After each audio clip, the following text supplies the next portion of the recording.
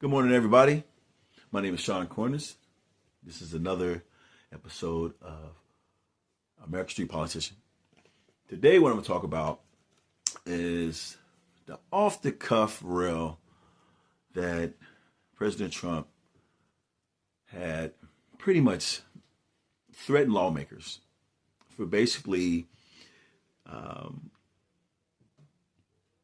they were telling the military that they are doing something that is not within reason. If it's not something that it's lawful, it's unlawful.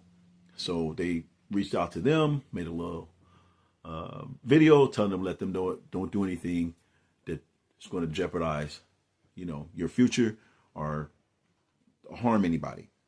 So Trump took it upon himself to basically say, that was, disrespectful. He threatened them to basically be hung or pretty much, you know what. So whenever you see anything like that that's coming from somebody that's of power like that, we don't like bullies. Who wants to be bullied?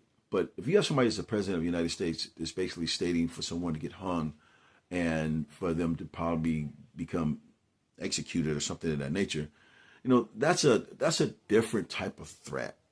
And people take heed to that.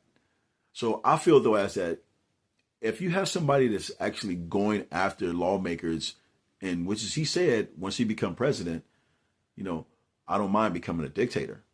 And if I got to go after my political opponents, I'm going to do so. So he's actually weaponizing the government to his needs. That's not cool. And we all know that. So I guess they would say, oh, it doesn't matter. If you want to be a dictator, let him go ahead and be a dictator. Well, I beg the difference on that. Because if we look at someone in our family, that someone is going through something that's really traumatic in their life, we don't want them to continue to hang around a certain person that's making that happen. We either going to help them remove them, meaning that, hey, you don't need to be around them, or we're going to say something to that person and be like, hey, that's not cool what you're doing to any family member, cousin, brother, sister, doesn't matter. We're going to basically be able to speak up and talk about that. So what I'm getting to is that the Republican Party is not even taking the time to even think about, condemning the situation. They're just looking at it as a blind eye. So the more he keep going off the cuff, the more it's going to become problems throughout this whole political agenda.